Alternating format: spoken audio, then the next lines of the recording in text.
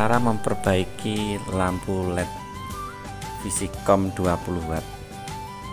Yang pertama, kita lepaskan ujung untuk fittingan ini. Kita lepaskan dengan cara menyolder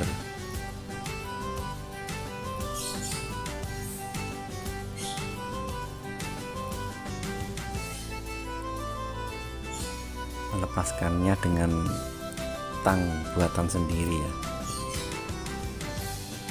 Setelah lepas, kita buang bagian dalamnya ini. Setelah itu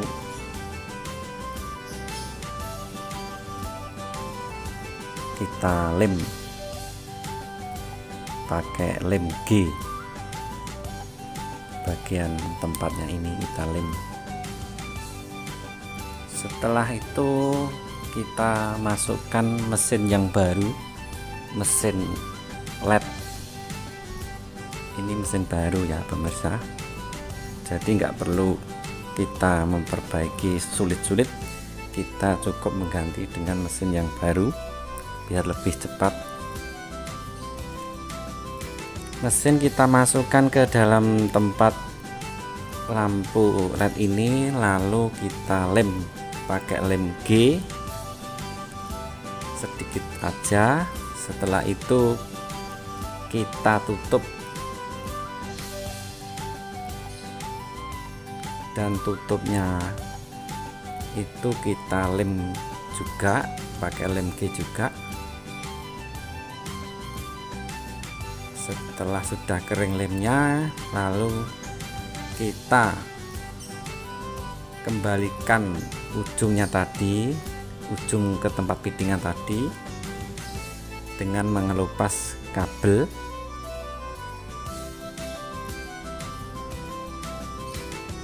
Oke ya, singkat saja. Lalu kita putar-putar biar rapat. Ini ya, pakai tang buatan sendiri nih tangnya. Di toko nggak ada tang kayak gini. Lalu ujungnya ini kita solder kembali.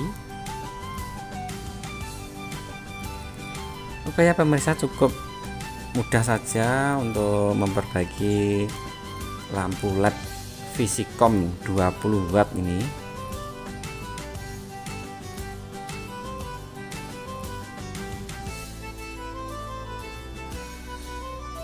Oke, sudah cukup.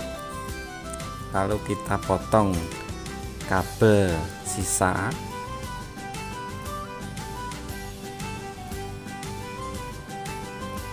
Oke, siap untuk dicoba.